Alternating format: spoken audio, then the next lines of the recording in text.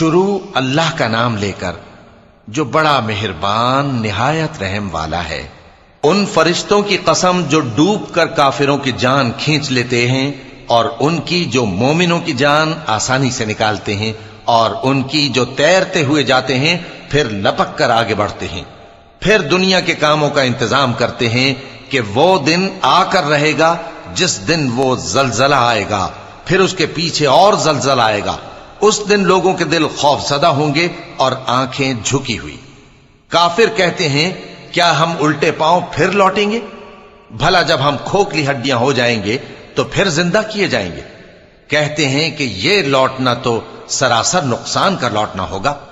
تو بس وہ ایک ڈانٹ ہوگی، اس وقت وہ سب میدان حشر میں آ جمع ہوں گے۔ بھلا تم کو موسیٰ کی حکایت پہنچی ہے جب ان کے پروردگار نے ان کو پاک میدان یعنی طویٰ میں پکارا اور حکم دیا کہ فرعون کے پاس جاؤ کہ وہ سرکش ہو رہا ہے، پھر اس سے کہو کہ کیا تو چاہتا ہے کہ پاک ہو جائے اور میں تجھے تیرے پروردگار کا رستہ بتاؤں تاکہ تجھ کو خوف پیدا ہو؟ غرض انہوں نے اس کو بہت بڑی نشانی دکھائی مگر اس نے جھٹلایا اور نہ مانا، پھر لوٹ گیا اور تدبیریں کرنے لگا۔ سو اس نے لوگوں کو اکٹھا کیا، پھر بلند آواز سے بولا، سو کہنے لگا کہ تمہارا سب سے بڑا مالک میں ہوں۔ تو اللہ نے اس کو دنیا اور آخرت دونوں کے عذاب میں پکڑ لیا۔ جو شخص اللہ سے ڈر رکھتا ہے اس کے لیے اس قصے میں عبرت ہے۔ بھلا تمہارا بنانا مشکل ہے یا آسمان کا؟ اللہ نے اس کو بنایا، اس کی چھت کو اونچا کیا، پھر اسے برابر کر دیا، اور اسی نے رات تاریک بنائی اور دن کو دھوپ نکالی، اور اس کے بعد زمین کو پھیلا دیا۔ اسی نے زمین میں سے اس کا پانی نکالا اور چارہ اگایا اور اس پر پہاڑوں کا بوجھ رکھ دیا۔ یہ سب کچھ تمہارے اور تمہارے مویشیوں کے فائدے کے لیے کیا۔ پھر جب وہ بہت بڑی آفت آئے گی اس دن انسان جو محنت وہ کرتا رہا یاد کرے گا، اور دوزخ دیکھنے والے کے سامنے لا کر رکھ دی جائے گی۔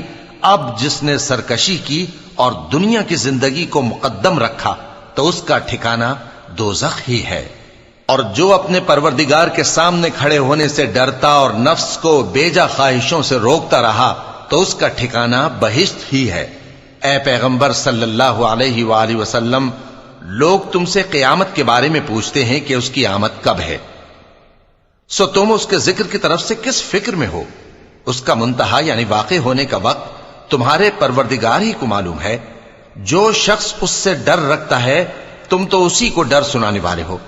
جب وہ اس کو دیکھیں گے تو ایسا خیال کریں گے کہ گویا دنیا میں صرف ایک شام یا ایک صبح رہے تھے۔